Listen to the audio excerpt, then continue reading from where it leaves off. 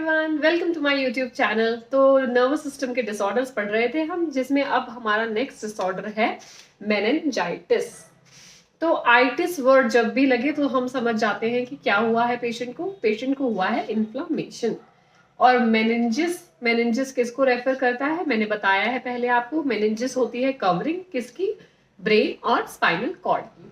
Brain और spinal cord और brain आता किस में है, सेंट्रल नर्वस सिस्टम में। तो ये सब मैं डिटेल वैसे बता चुकी हूँ एनाटॉमी एंड फिजियोलॉजी वाली क्लासेस में, जब नर्वस सिस्टम की पढ़ाई थी। तो मेनिंजाइटिस डिसऑर्डर है हमारे सेंट्रल नर्वस सिस्टम का। किसका इन्फ्लामेशन हो जाता है, इन्फ्लामेशन हो जाता है मेनिंजिस का। मेनिंजिस क्या है, कवरिंग है ब्रेन और स्पाइनल कॉर्ड की। अब ये कवरिंग में 3 लेयर्स होती हैं, बताया है मैंने। Inner most pia matter, arachnoid matter and dura matter. भूल गए हो तो देख लो थोड़ा सा। ये ब्रेन है, ये स्पाइनल कॉर्ड है, इसके बाहर होती हैं ये 3 लेयर्स। ठीक है, ऐसे करके 3 लेयर्स होंगी इसके बाहर। ठीक है, और सबसे बाहर होती है हमारी बोन, जिसके अंदर हमारा ये सब है। स्कल बोन जो है ये हमारी, इसके अंदर होता है हमारा ब्रेन। तो ये जो 3 लेयर्स होती हैं, पाया मैटर सबसे अंदर वाली लेयर होती है, inner most, arachnoid middle layer होती है, और ड्यूरा मैटर होती है सबसे आउटर मोस्ट लेयर। तो मोस्ट कॉमनली जो मेनिंजाइटिस होता है वो किस में होता है, मोस्ट कॉमन मेनिंजाइटिस होता है पाया मैटर जो इनर मोस्ट लेयर है, और एरेक्नॉइड मैटर में। ठीक है, पाया मैटर और एरेक्नॉइड मैटर में होता है। क्यों, पाया मैटर और एरेक्नॉइड मैटर के बीच में जो स्पेस है उसको हम सब एरेक्नॉइड स्पेस बोलते हैं। तो सब एरेक्नॉइड स्पेस की स्पेसिफिसिटी क्या है, क्या मैंने एक चीज बताई थी कि सब एरेक्नॉइड स्पेस में होता है सेरिब्रोस्पाइनल फ्लूइड। तो जो ये इन्फ्लामेशन है वो हो किसकी वजह से रहा है, मोस्टली ये होता है बैक्टीरियल। तो बैक्टीरिया क्या है, फ्लूइड में ही चला जाता है ये, इसलिए सीएसएफ इन दोनों लेयर्स के बीच में है। इसलिए सबसे ज्यादा चांसेस होते हैं कि इन दोनों लेयर्स का मेनिंजाइटिस होता है, ड्यूरामेटर का बहुत कम होता है। तो मैंने जब पढ़ाया था मेनिंजिस तब भी बताया था कि जो ये पाया मैटर है और जो ये एरेक्नॉइड मैटर है, इन दोनों का मिलके जब मेनिंजाइटिस होता है तो उसको हम बोलते हैं लैप्टोमेनिंजाइटिस। लैप्टोमेनिंजाइटिस किस किस का मेनिंजाइटिस है, लैप्टोमेनिंजाइटिस है एरेक्नॉइड का और एरेक्नॉइड लेयर और पाया मैटर लेयर का। तो बेसिकली इसके कॉजेज तो यही है कि बैक्टीरियल हो सकता है या वायरल हो सकता है, फंगल भी हो सकता है किसी किसी केसेस में। लेकिन इसके रिस्क फैक्टर्स हो सकते हैं। रिस्क फैक्टर्स क्या हो सकते हैं, जैसे कि कोई पेशेंट है, उसकी हिस्ट्री है, वो बहुत ओवर क्राउडेड एरिया में रहता है। अब ओवर क्राउडेड एरिया होगा तो एक दूसरे से इन्फेक्शन कैच करने के चांसेस होते हैं। या फिर पेशेंट इम्यूनो कॉम्प्रोमाइज्ड है। इम्यूनो कॉम्प्रोमाइज्ड मतलब कम है उसकी इम्यूनिटी, पेशेंट की इम्यूनिटी बहुत कम है। या फिर उसको कोई ब्रेन ट्यूमर है, या फिर ब्रेन इंजरी हुई है उसको। तो ऐसे केसेस में क्या होता है, मेनिंजिस होने के चांसेस जो होते हैं वो बढ़ जाते हैं। तो इसको हम एग्जैक्टली कॉजेज नहीं कहेंगे कि मतलब कि जो अब ओवर क्राउडेड एरिया में रह रहा है तो उन सबको मेनिंजाइटिस होगा, ऐसा नहीं कहेंगे। कॉजेज नहीं है ये रिस्क फैक्टर्स है कि जो ऐसे लोग जहां रह रहे हैं ओवर क्राउडेड एरियाज में, या फिर जो पेशेंट इम्यूनो कॉम्प्रोमाइज हैं, उनमें चांसेस होते हैं मेनिंजाइटिस होने के, they are at risk of having meningitis. तो मैंने क्या बोला, मेनिंजाइटिस होता क्या है, it is the inflammation of meninges। meninges किस में ही होती है, of brain and spinal cord, brain and spinal cord। और उसमें भी कौन सा, मोस्टली पाया मैटर एंड एरेक्नॉइड मैटर। और इन दोनों को मिलाकर जो मेनिंजाइटिस होता है उसको हम नाम देते हैं लैप्टोमेनिंजाइटिस का। ठीक है, अब क्या बोला मैंने, ये डिसऑर्डर किसका होगा, सेंट्रल नर्वस सिस्टम का होगा।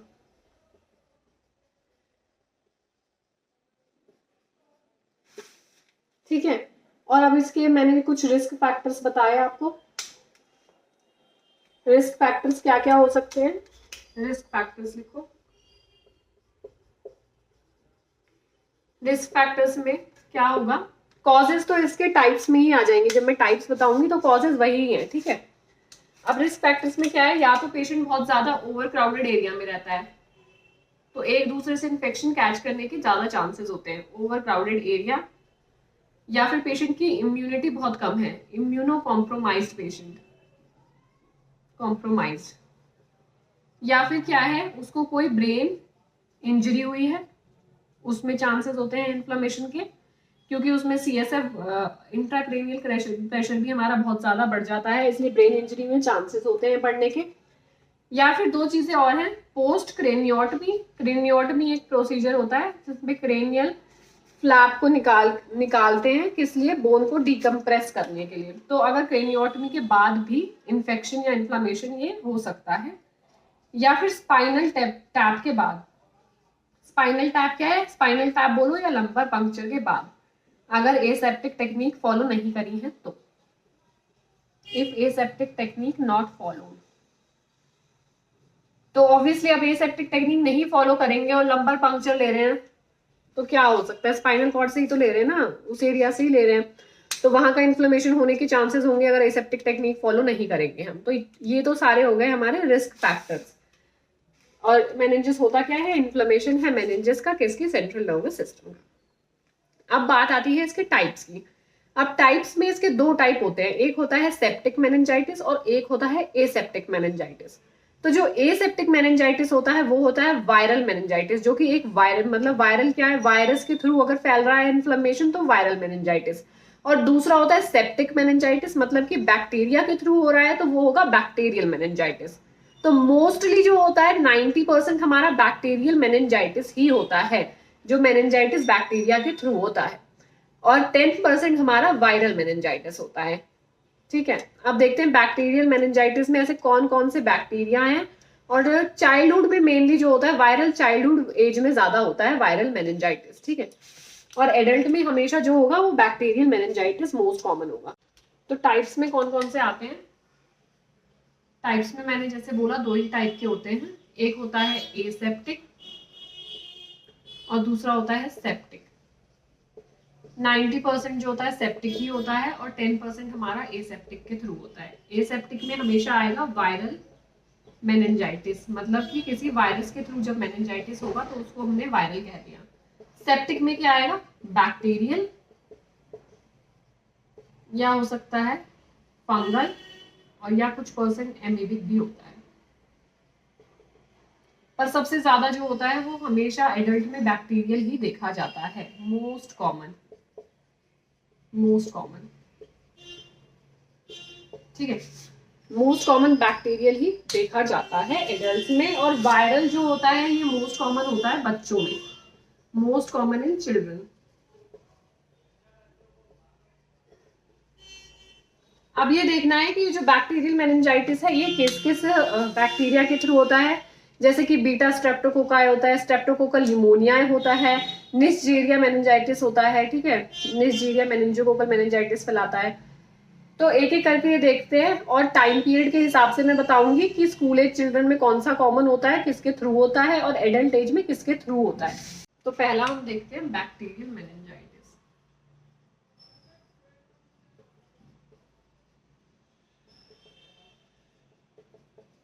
तो बैक्टीरियल मेनिंजाइटिस है तो इसका मतलब बैक्टीरिया से हुआ है। तो लेकिन अगर प्रीटर्म बच्चे में बैक्टीरियल मेनिंजाइटिस हुआ है up to 2 month of age तक, तो एक ही कॉमन बैक्टीरिया है जिसके थ्रू ये होता है, बीटा स्ट्रेप्टोकोकल बैक्टीरिया के थ्रू होता है। तो क्वेश्चन में अगर ऐसे आए कि मोस्ट कॉमनली प्रीटर्म में किसके थ्रू हो रहा है, तो बीटा स्ट्रेप्टोकोकल के थ्रू होता है, preterm to 2 months of age. तो मोस्ट कॉमनली किसके थ्रू हुआ होगा? Beta streptococcal. क्वेश्चन में आता है, ऐसा एक दो बार आया है कि प्रीटर्म बच्चों में मोस्ट कॉमनली मेनिंजाइटिस कौन फैलाता है। अब है चाइल्डहुड एज में, चाइल्डहुड एज में अगर बैक्टीरियल मेनिंजाइटिस हुआ है तो वो दो बैक्टीरिया से कॉमनली हो सकता है, एक है हीमोफिलस इन्फ्लुएंजा इन्फ्लुएंजा और दूसरा है स्ट्रेप्टोकोकल न्यूमोनिया।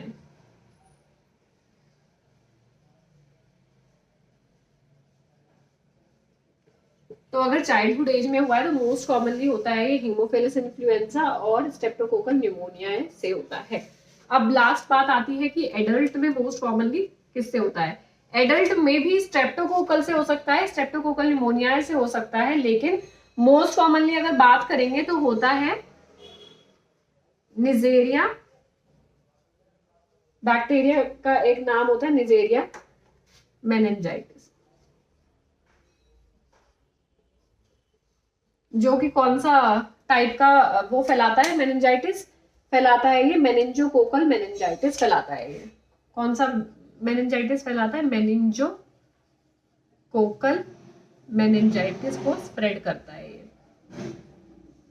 ठीक है, अब मेनिंजोकोकल मेनिंजाइटिस जब भी क्वेश्चन आए तो दिमाग में हमेशा याद रखना है। बाकी मैं साइन एंड सिम्टम्स में भी बताऊंगी अभी कि रेड मैक्यूलर रैश होते हैं, मैक्यूलर रैश रेड कलर के मेनिंजोकोकल मेनिंजाइटिस का स्पेसिफिक कार्डिनल सिम्टम है। कार्डिनल सिम्टम मतलब सिर्फ इसी में ही रेड मैक्यूलर रैश देखने को मिलते हैं बॉडी पर। मेनिंजोकोकल मेनिंजाइटिस के साथ हमेशा रेड मैक्यूलर रैश को याद रखना। ठीक है, अब निजेरिया मेनिंजाइटिस होता है या फिर होता है किसके थ्रू, माइकोबैक्टीरियम ट्यूबरकुलाई। माइकोबैक्टीरियम ट्यूबरकुलाई, अब नाम से ही पता चल रहा होगा कि कौन से टाइप का मेनिंजाइटिस फैलाएगा ये, ट्यूबरकुलर मेनिंजाइटिस फैलाता है माइकोबैक्टीरियम ट्यूबरकुलाई बैक्टीरिया।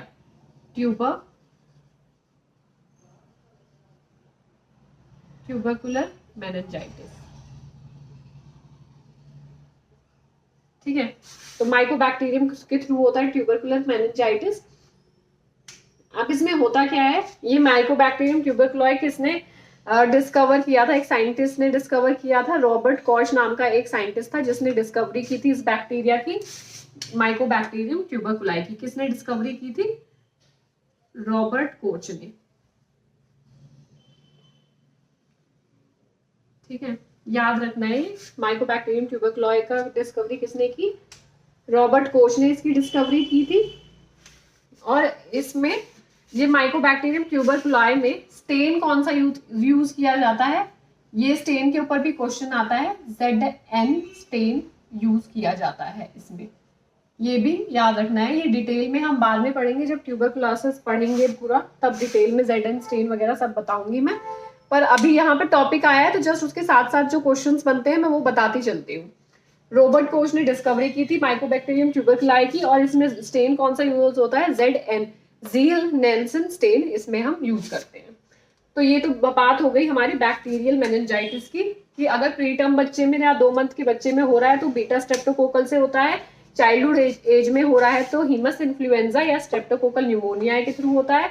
एडल्ट में भी हो सकता है स्ट्रेप्टोकोकल से, पर मोस्ट कॉमनली निजेरिया मेनिंजाइटिस के थ्रू होता है, जो फैलाता है मेनिंजोकोकल मेनिंजाइटिस, और या होगा माइकोबैक्टीरियम ट्यूबरकुलाई जो फैलाएगा ट्यूबरकुलर मेनिंजाइटिस। अब बैक्टीरियल के बाद बात आती है कि फंगल मेनिंजाइटिस कौन सा फंगाई स्प्रेड करता है। तो फंगल मेनिंजाइटिस में क्या आएगा, फंगल मेनिंजाइटिस में देखते हैं किसके थ्रू होता है। क्या है, फंगल मेनिंजाइटिस किससे होता है, फंगाई से होगा, फंगल है तो ऑब्वियस सी बात है। अब फंगल मेनिंजाइटिस को एक नाम और देते हैं हम, क्या बोलते हैं इसको, cryptococcal meningitis, sorry cryptococcal meningitis, और इसको न्यू फॉर्म्स भी बोल सकते हैं, न्यू फॉर्म मेनिंजाइटिस। अब होता कौन से फंगाई से है, एक कॉमन फंगाई है जिसके थ्रू ये होता है, कैंडिडा एल्बिकेंस। ये मोस्ट कॉमन फंगाई है जिसके थ्रू फंगल मेनिंजाइटिस हो सकता है, कैंडिडा एल्बिकेंस। ठीक है, ये कैंडिडा एल्बिकेंस के थ्रू होता है फंगल मेनिंजाइटिस, और कैंडिडा एल्बिकेंस को हम क्या बोलते हैं, एक नाम से जाना जाता है जो याद रखना है, opportunistic fungi.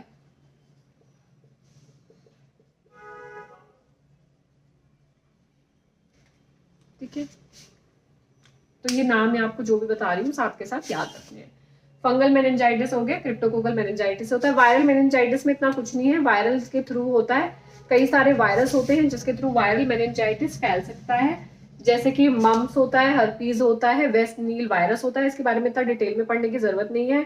Question most commonly questions जो आते हैं वो क्वेश्चंस बैक्टीरियल मेनिंजाइटिस से ही आते हैं। तो अब ये बात हो गई है टाइप्स की। अब मैं बताऊंगी कि इसके साइन एंड सिम्टम्स क्या है, जो कि बहुत इंपॉर्टेंट है, काफी क्वेश्चंस बनते हैं क्लिनिकल मैनिफेस्टेशन से। तो पहले का कॉमन से साइंस है, जब भी कोई इन्फ्लामेशन होता है तो सबसे पहले हमारी बॉडी कैसे रिएक्ट करती है, उसके लिए सबसे पहले हमें आता है फीवर। तो हाई ग्रेड फीवर होगा ही पेशेंट को, सीवियर हेडेक होगा, कंप्लेन करेगा पेशेंट सीवियर हेडेक की, नोजिया वॉमिटिंग होगी पेशेंट को, ठीक है, या सीजर्स आ सकते हैं पेशेंट को। तो ये तो एक कॉमन सिम्टम्स हो गए, ठीक। तो कॉमन क्लिनिकल मैनिफेस्टेशंस की अगर मैं बात करूं कि कॉमन क्लिनिकल मैनिफेस्टेशंस कौन कौन से होते हैं, तो कॉमन क्लिनिकल मैनिफेस्टेशंस में आप लिख सकते हो क्या होगा पेशेंट को, फीवर हो सकता है, नोजिया वॉमिटिंग,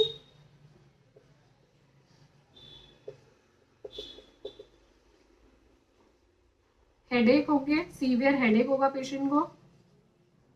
अब ऑब्वियसली बात है, जब भी मैंने बताया ब्रेन में कुछ गड़बड़ होगी तो सबसे पहला साइन क्या आता है, ऑल्टर्ड लेवल ऑफ कॉन्शियसनेस। तो पेशेंट हो सकता है ड्राउजी, ड्राउजीनेस होगी, ड्राउजीनेस फील करेगा, इसे यही लिख सकते हो altered level of consciousness. Altered level हो सकता है किसका, कॉन्शियसनेस का। जब भी ब्रेन में कोई इंजरी होगी या फिर ब्रेन में कुछ भी प्रॉब्लम होगी तो सबसे पहला यही साइन होता है। और एक और सिम्टम इसमें हो सकता है, वो है फोटोफोबिया। फोटोफोबिया का क्या मतलब है, मतलब पेशेंट को लाइट में जाने से डर लगेगा, पेशेंट लाइट में जाना अवॉइड करेगा, लाइट में जाने से उसको डर लगेगा। तो ये तो कुछ कॉमन सिम्टम्स है, फीवर आ सकता है, नोजिया वॉमिटिंग होगा, हेडेक होगा, ड्राउजीनेस होगी, फोटोफोबिया होगा, स्लीपी फील करेगा, मतलब पेशेंट हमेशा। लेकिन ये तो सिम्टम्स, ये साइंस हैं, ये तो किसी में भी हो सकते हैं। इनको देखकर हम ये नहीं कह सकते कि पेशेंट को मेनिंजाइटिस ही हुआ होगा, ऐसा देखकर ये भी कहा जा सकता है कोई भी इन्फेक्शन हो सकता है, कोई भी मतलब इन्फ्लामेशन हुआ होगा, मेनिंजाइटिस ही है। उसके लिए हमें क्या है, कार्डिनल साइंस, कार्डिनल सिम्टम्स पता होने चाहिए कि जो सिर्फ और सिर्फ मेनिंजाइटिस के पेशेंट में ही देखे जाते हैं। तो 3 ऐसे मेन कार्डिनल साइंस हैं जो सिर्फ हमें मेनिंजाइटिस के पेशेंट में ही दिखेंगे। एक है न्यूकल रिजिडिटी, एक है ब्रुड्स्की साइंस और एक है कर्निक साइंस। तो इन तीनों साइंस के बारे में थोड़ा डिटेल में देखते हैं कि ये होते क्या क्या है। मेनिंजाइटिस के अर्ली सिम्टम्स बोल सकते हैं या फिर हम देखेंगे कार्डिनल साइंस। अर्ली सिम्टम्स बोल लो, यहाँ याद रखना है कार्डिनल साइंस जो सिर्फ इसी में ही होंगे। तो 3 साइंस की बात करी मैंने। सबसे पहले हम देखते हैं कि न्यूकल रिजिडिटी क्या होती है।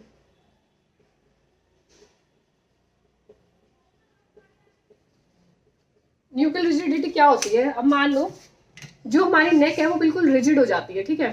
अब मानो मेरी ये नेक नॉर्मल है, मैं इधर करना चाहूँ कर सकती हूँ, इधर कर सकती हूँ, नीचे कर सकती हूँ, ऊपर कर सकती हूँ। लेकिन जो न्यूकल रिजिडिटी जिस पेशेंट में होगी तो वो अपनी नेक को कभी फ्लेक्स नहीं कर पाएगा, ऐसे नीचे नहीं कर सकता वो फ्लेक्स। आप कोशिश भी करोगे जब ऐसे करके उसकी फ्लेक्स करने की तो बहुत रेजिस्टेंस फील होगा, आप कर नहीं पाओगे उसकी नेक को ऐसे नीचे। तो नॉर्मल तो फ्लेक्सिबिलिटी होती है अपने नेक में, ये फ्लेक्सिबिलिटी है ना, इधर उधर हो पा रही है तो मतलब फ्लेक्सिबल है हमारी नेक। लेकिन न्यूकल रिजिडिटी जब होगी तो रिजिड नेक हो जाएगी एकदम, मतलब फ्लेक्सिबिलिटी बिल्कुल कम, एकदम हट जाएगी, फ्लेक्सिबल नहीं रहेगी, रिजिड रहेगी एकदम टाइट। तो आप नीचे भी करना चाहोगे तो नीचे नहीं हो पाएगी, पेशेंट भी खुद अपनी नेक को ऐसे फ्लेक्स नहीं कर सकता है। तो क्या है न्यूकल रिजिडिटी का मतलब क्या है, कि रिजिड हो गई नेक। क्या हो गई, रिजिड नेक। रिजिड नेक मूवमेंट्स भी बोल सकते हो यहाँ पे, नो फ्लेक्शन, ठीक है। अब दूसरा मैंने बोला क्या होता है, ब्रुड्स्की साइन।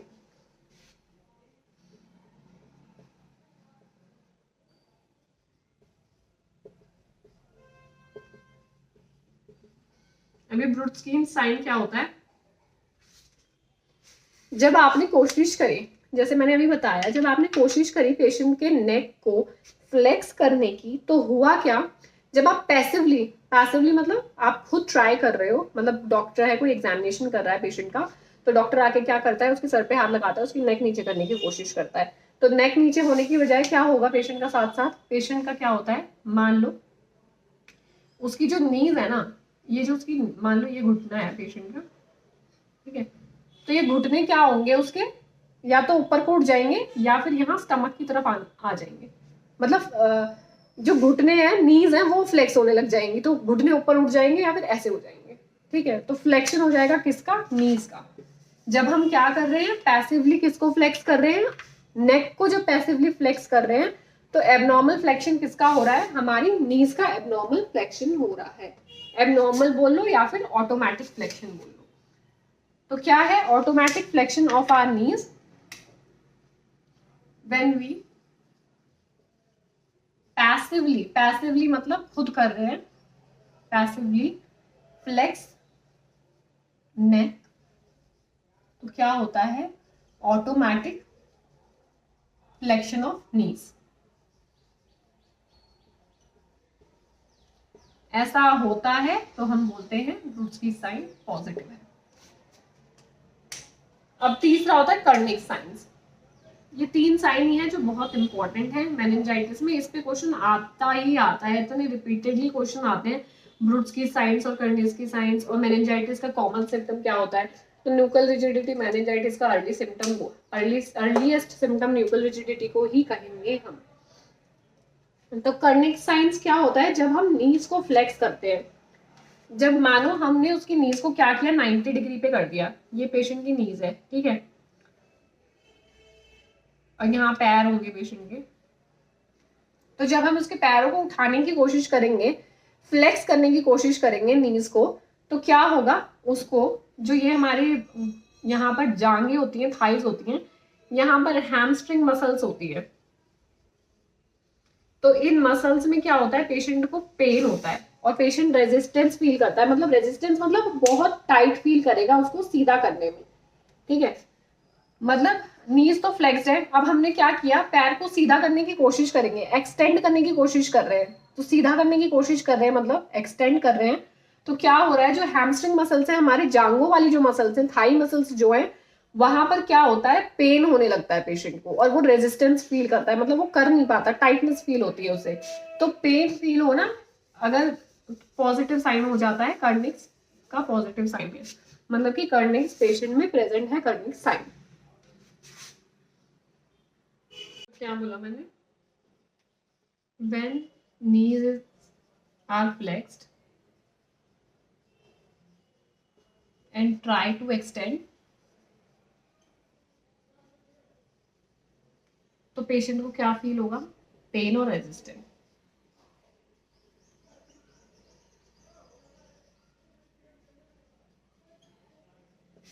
ठीक है, तो ये 3 अर्ली साइंस हो गए किसके, मेनिंजाइटिस के 3 मेन साइंस होते हैं, जो neutral rigidity, Brudzinski signs, Kernig science.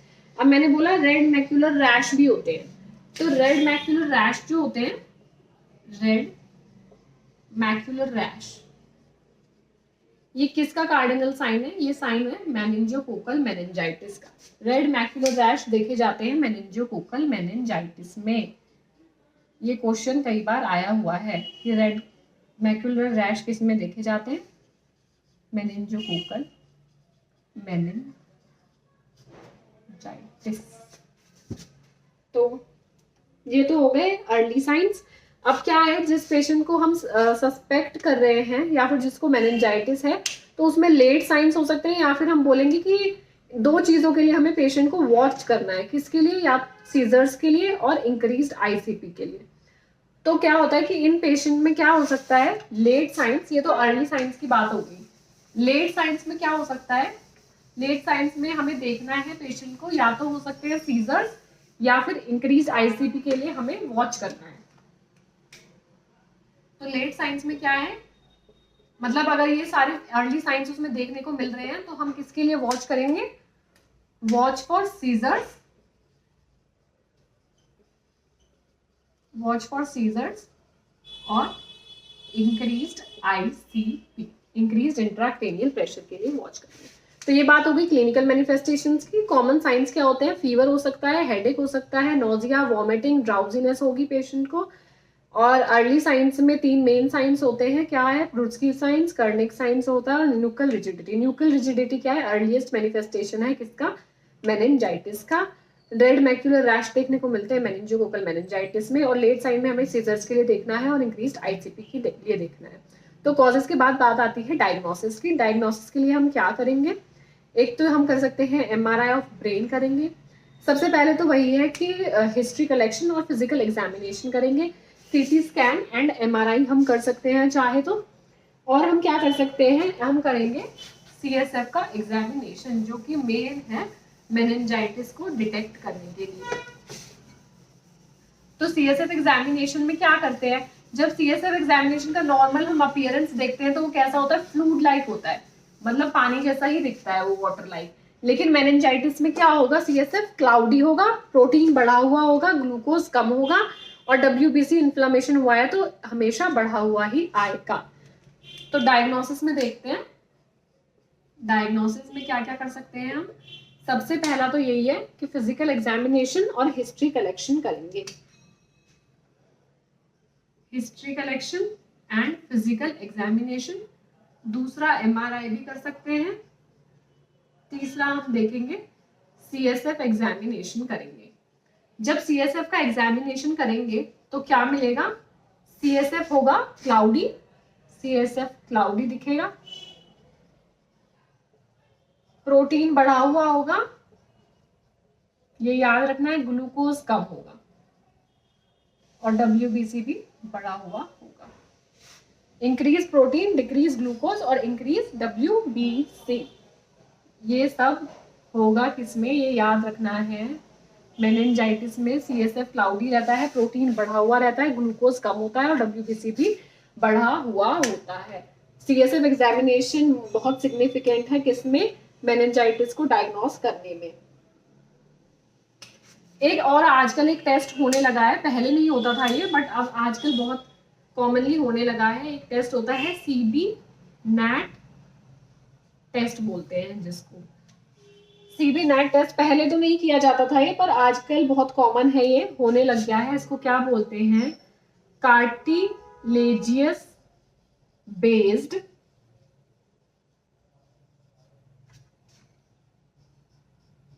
Nucleic amino amplification test.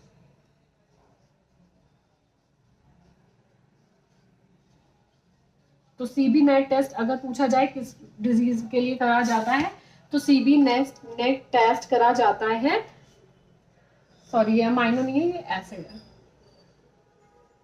Cartilaginous based nucleic acid amplification test करा जाता है डायग्नोस करने के लिए किसको? मेनिंजाइटिस को।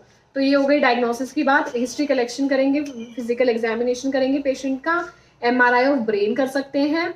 सीएसएफ का एग्जामिनेशन बहुत इंपॉर्टेंट है, क्लाउडी होगा सीएसएफ, प्रोटीन बढ़ा हुआ होगा, ग्लूकोज कम होगा और डब्ल्यूबीसी बढ़ा हुआ होगा।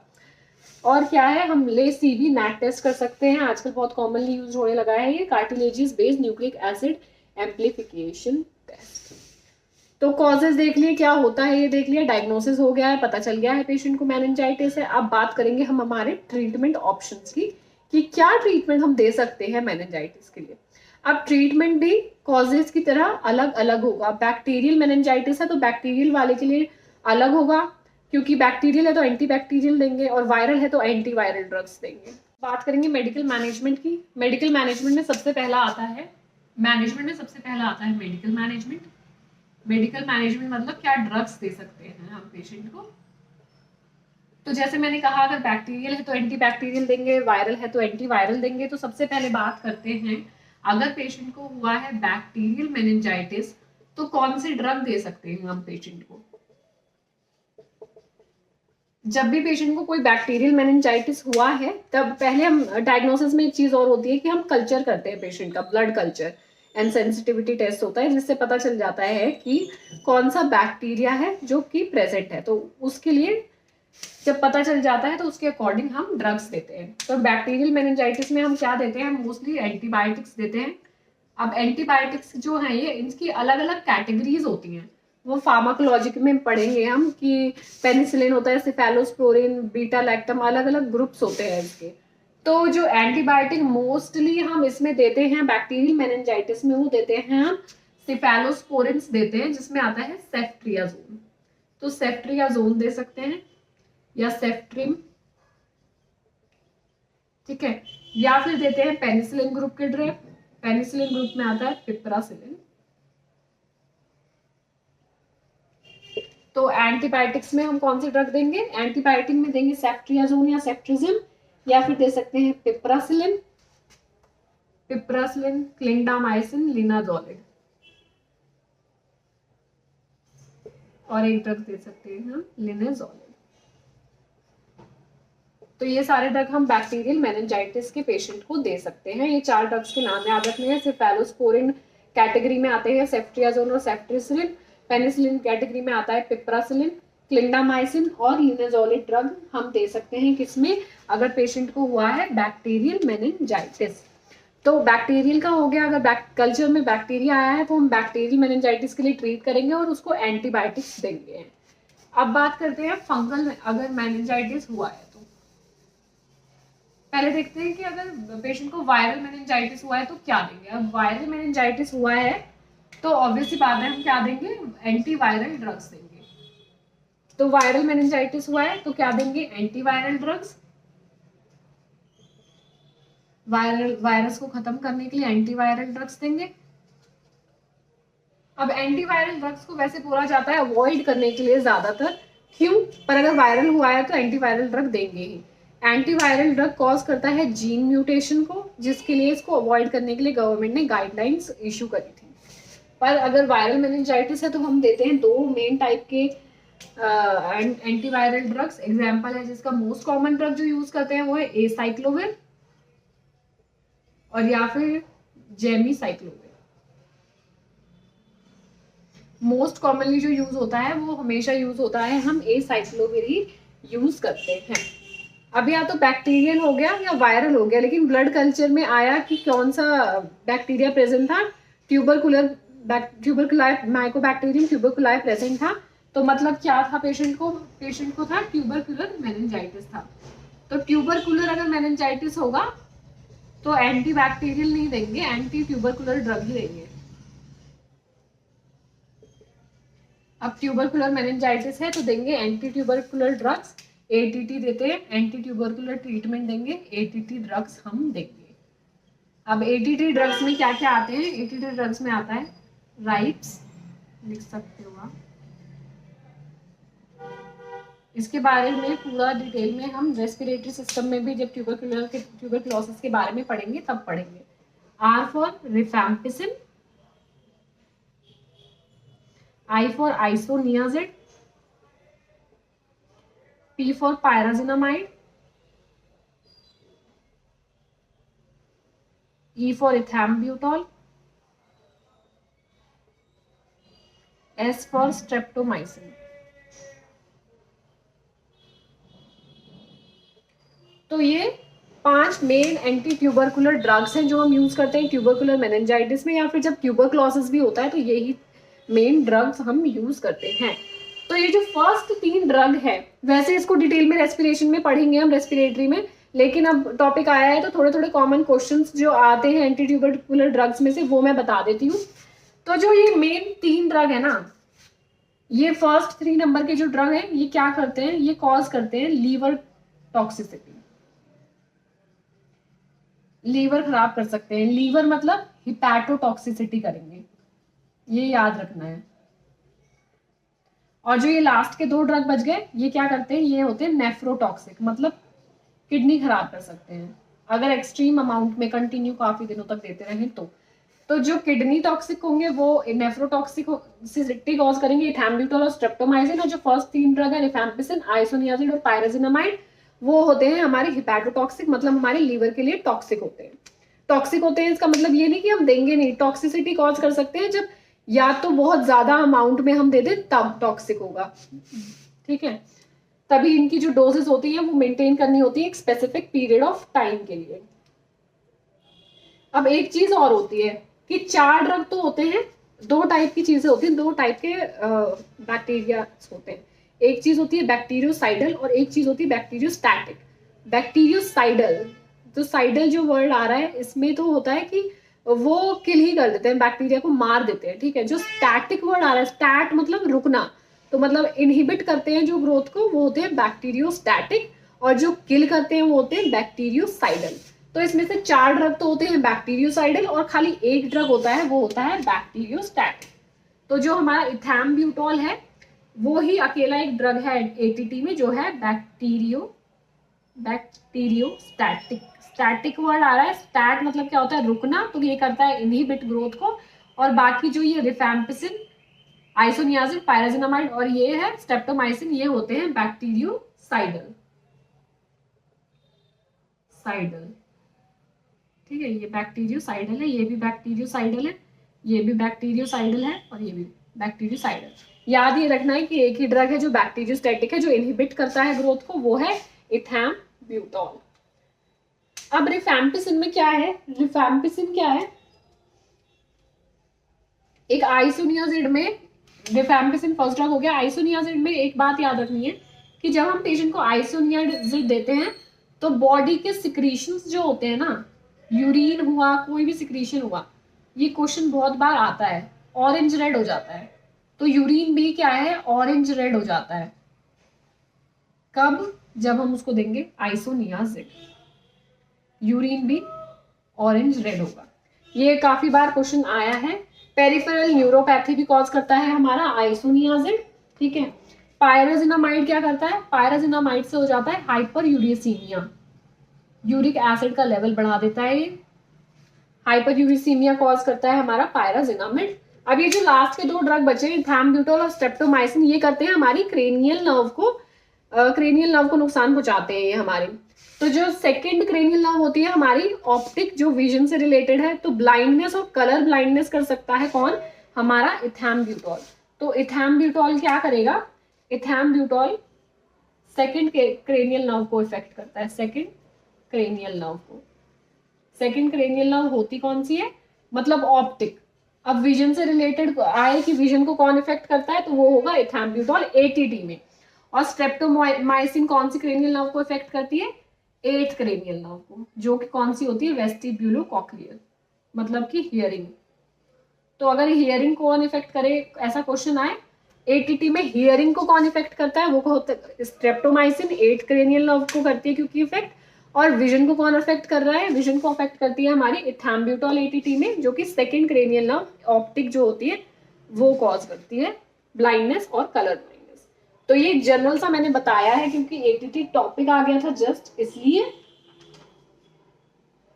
तो एटीटी पे हम ये राइप्स ड्रग देते हैं, रिफैम्पिसिन, आइसोनियाजिड, पायराजिनामाइड, इथैम्ब्यूटॉल, स्ट्रेप्टोमाइसिन। जो आरआईपी जो ड्रग है, आरआईपी लीवर टॉक्सिसिटी करता है, और ईएस जो लास्ट ड्रग्स हैं वो नेफ्रोटॉक्सिसिटी करते हैं। आइसोनियाजिड जब भी देते हैं तो बॉडी के सिक्रीशंस ऑरेंज रेड हो जाते हैं, यूरिन भी ऑरेंज रेड हो जाता है। पायराजिनामाइड देते हैं तो वो हाइपर यूरेसीमिया करता है, यूरिक एसिड बढ़ा देता है ब्लड में। इथैम्ब्यूटॉल हमारी सेकंड क्रेनियल नर्व को इफेक्ट करता है, ब्लाइंडनेस कर सकता है। स्ट्रेप्टोमाइसिन हमें बहरा कर सकता है, हियरिंग को इफेक्ट करता है। एक ही इकलौता ड्रग है एटीटी में जो कि होता है बैक्टीरियोस्टैटिक, बाकी सारे होते हैं बैक्टीरियोसाइडल। ये बात हो गई अगर पेशेंट को हुआ है क्या, ट्यूबरकुलर मेनिंजाइटिस। ये बात हो गई भैया ट्यूबरकुलर मेनिंजाइटिस की। अब बात हम करेंगे किसकी, फंगल मेनिंजाइटिस। हमने कहा ना कि फंगल भी मेनिंजाइटिस होता है, फंगस के थ्रू भी हो सकता है क्या, हमारी मेनिंजिस का इन्फ्लेमेशन। तो फंगल मेनिंजाइटिस है तो एंटी फंगल ड्रग देंगे, ऑब्वियस सी बात है। तो अगर हुआ है पेशेंट को फंगल मेनिंजाइटिस तो भैया दे दो उसको anti fungal drugs, anti fungal. अब एंटी फंगल ड्रग्स में एक हम दे सकते हैं फ्लूकोनाजोल। ये जोल वाले जो ड्रग्स होते हैं मोस्टली क्या होते हैं, एंटी फंगल्स ही होते हैं। और एक हम मोस्ट इंपॉर्टेंट ड्रग देते हैं एम्फोटेरिसिन बी। तो एक ड्रग हो गया हमारा फ्लूकोनाजोल और एक ड्रग देते हैं हम एम्फोटेरिसिन बी। अब इसमें होता क्या है, जो एम्फोटेरिसिन बी है, एम्फोटेरिसिन बी से रिलेटेड कई बार क्वेश्चंस पूछे जाते हैं क्या। एक तो ये है फोटोसेंसिटिव ड्रग। फोटोसेंसिटिव मतलब लाइट में खराब हो सकता है, इतना याद रख लो। तो हम जब भी ये देंगे एम्फोटेरिसिन की बॉटल जब भी लगाते हैं तो बॉटल को कवर करते हैं, तो जब भी देंगे कवर द बॉटल, क्योंकि ये फोटोसेंसिटिव ड्रग है इसलिए जब भी लगाएंगे आईवी सेट को और कवर करेंगे बॉटल को। ठीक है, अब एक चीज इसमें और इम्पोर्टेंट होती है, देने से पहले और देने के बाद क्या करते हैं, पेशेंट को hydrate the patient, hydrate patient, ये भी इंपॉर्टेंटली याद रखना है आपको। और एक चीज और है, बिफोर एडमिनिस्ट्रिंग एम्फोटेरिसिन बी हमें क्या चेक करना है,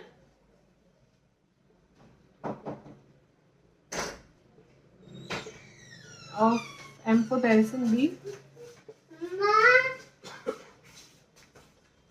एम्फोटेरिसिन बी हमें क्या चेक करना होता है, सीरम पोटेशियम लेवल चेक करना होता है ब्लड में। तो क्या करना है, पहले KFT करना है। ये क्वेश्चन आता है कि एम्फोटेरिसिन बी देने से पहले हम कौन सा टेस्ट करते हैं, तो KFT करते हैं। क्यों, पोटेशियम लेवल चेक करने के लिए। तो ये बात हो गई हमारी एंटी फंगल की। फंगल मेनिंजाइटिस हो गया, बैक्टीरियल हो गया, वायरल हो गया। ठीक है, अब बात करेंगे हम कि कॉमन सिम्टम, जैसे मैंने बताया फीवर, हाई ग्रेड फीवर होता है, नोजिया, वॉमिटिंग, सीजर्स आ सकते हैं पेशेंट को, या फिर क्या है, डिसओरिएंटेड, रेस्टलेस, इंक्रीज्ड ICP होती है पेशेंट की। तो क्या है, पहला देखते हैं कि एंटीपायरेटिक्स देंगे अगर फीवर है तो। एंटीपायरेटिक्स में क्या देते हैं हम, PCM देते हैं, एसिटामिनोफेन देते हैं, एसिटामिनोफेन। अब एसिटामिनोफेन क्वेश्चन कई बार आ जाता है कि एसिटामिनोफेन का एंटीडोट क्या होता है, तो होता है, एंटीडोट क्या है इसका, एंटीडोट, एंटीडोट है N एसिटाइल सिस्टीन। ठीक है, तो एंटीपायरेटिक देंगे अगर पेशेंट को हाई ग्रेड फीवर आ रहा है, एंटीपायरेटिक एसिटामिनोफेन मतलब PCM देंगे। अगर PCM का एंटीडोट या एसिटामिनोफेन का एंटीडोट पूछा जाए तो होता है N एसिटाइल सिस्टीन। अब एक चीज और होती है, हम दे सकते हैं एंटी इंफ्लामेटरी ड्रग्स दे सकते हैं, एंटी इंफ्लामेटरी ड्रग्स। इन्फ्लामेशन को कम करना है ना, क्योंकि पेशेंट को इन्फ्लामेशन हुआ है, तो एंटी इंफ्लामेटरी में क्या आएंगे, एंटी इंफ्लामेटरी के एग्जाम्पल्स होते हैं डेक्सामेथासोन, मिथाइल प्रेडनिसोलोन,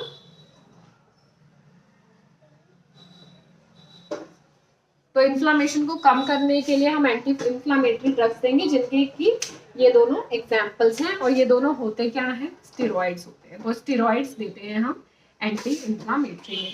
अब मैंने बोला कि सीजर्स के लिए वॉच करना है और इंक्रीज्ड ICP के लिए हमें पेशेंट को वॉच करना है। तो सीजर्स अगर आ रहे हैं तो एंटी कन्वल्सेंट्स देंगे। एंटी कन्वल्सेंट्स में मोस्ट कॉमन ड्रग है, मैंने पहले भी बताया है, फेनिटोइन देते हैं। ठीक है, अब बोला इंक्रीज्ड ICP के लिए करेंगे, तो अगर ICP बढ़ा हुआ है तो पेशेंट को हम क्या देते हैं, लास्ट क्लास में ही मैंने बताया है, ऑस्मोटिक डायूरेटिक्स देते हैं। ऑस्मोटिक डायूरेटिक्स में मेन क्या आता है हमारा, मैनिटोल आता है और सिरप ग्लिसरोल। तो मैनिटोल देंगे या फिर दे सकते हैं सिरप ग्लिसरोल। तो ये बात हो गई हमारे मेडिकल मैनेजमेंट की। तो मैंने क्या बताया, मेडिकल मैनेजमेंट में सबसे पहले हमने क्या देखा, अगर बैक्टीरियल से है रिलेटेड तो एंटीबैक्टीरियल ड्रग में एंटीबायोटिक्स देंगे, सिफेलोस्पोरिन्स में सेफ्ट्रियाजोन दे सकते हैं या सेफ्ट्रिजिम, या फिर देंगे पेनिसिलामाइन, पेनिसिलिन दे सकते हैं, मतलब पेनिसिलामाइन देंगे, लिनाजोलेट दे सकते हैं। अब अगर एंटीवायरल, अगर ट्यूबरक्लोसिस में उसमें आया है कल्चर में कि ट्यूबरकुलाई है, माइकोबैक्टीरियम ट्यूबरकुलाई है, तो ट्यूबरकुलर मेनिंजाइटिस होगा, तो ATT ड्रग्स देंगे। ठीक है, जो 5 ड्रग्स मैंने बताया उसके बारे में, वो 5 ड्रग्स हम दे सकते हैं। और उसके बाद अगर वायरल है तो एंटीवायरल देंगे, एसाइक्लोविर मोस्टली हम देते हैं। फंगल है तो एम्फोटेरिसिन बी दे सकते हैं या फिर फ्लूकोनाजोल दे सकते हैं। एम्फोटेरिसिन बी जो होता है वो फोटोसेंसिटिव ड्रग है, जब भी देंगे बॉटल को कवर करेंगे, देने से पहले और देने के बाद हमेशा पेशेंट को हाइड्रेट करेंगे, पानी पिलाएंगे खूब सारा, और जब देंगे उससे पहले हम सीरम पोटेशियम लेवल चेक करेंगे। उसके बाद मैंने बोला कि सिम्टोमेटिक बुखार है तो एंटीपायरेटिक्स एसिटामिनोफेन देंगे, पेन है तो NSAIDs दे सकते हैं, एंटी इंफ्लामेटरी देंगे, स्टेरॉइड्स, और सीजर्स के लिए एंटी कन्वल्सेंट्स, और अगर आईसीपी बढ़ा हुआ है तो ऑस्मोटिक डाययूरेटिक्स देंगे। ये बात हो गई हमारी मेडिकल मैनेजमेंट की।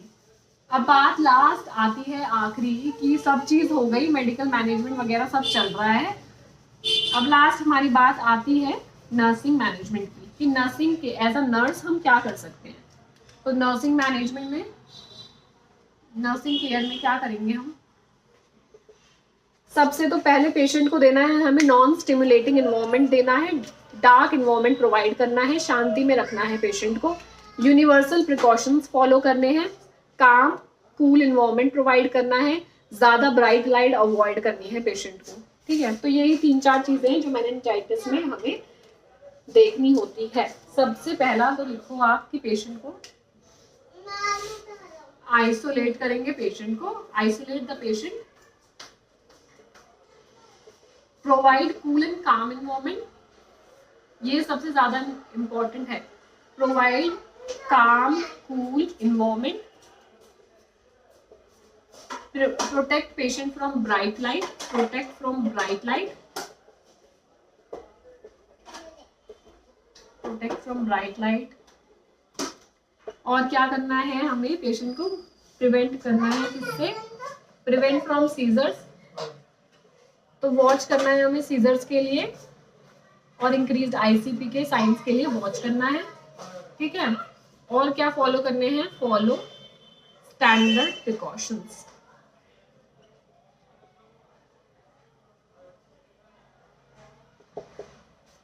तो नर्सिंग केयर में इतना ही आता है कि मेनिंजाइटिस के पेशेंट को हमेशा आइसोलेट करेंगे, उसे ब्राइट लाइट से दूर रखेंगे क्योंकि ऐसे उसको ज्यादा स्टिमुलेशन होगा, शांति वाला इन्वायरमेंट देंगे, कीप कूल काम। ठीक है, और क्या करना है पेशेंट को हमें लाइट से प्रिवेंट करना है, सीजर और आईसीपी के लिए चेक करना है, और जितने भी स्टैंडर्ड यूनिवर्सल प्रिकॉशंस हैं वो सब फॉलो करने हैं। तो ये बात हो गई हमारी मेनिंजाइटिस की। आज का टॉपिक हमारा हो गया है खत्म मेनिंजाइटिस का। मैं काफी जल्दी पढ़ाने की कोशिश कर रही हूँ क्योंकि एग्जाम पॉइंट ऑफ व्यू से जो इम्पोर्टेंट है मैं ज्यादा बस वहीं फोकस कर रही हूँ और जगह टाइम वेस्ट नहीं कर रही हूँ डिटेल में पढ़ाकर।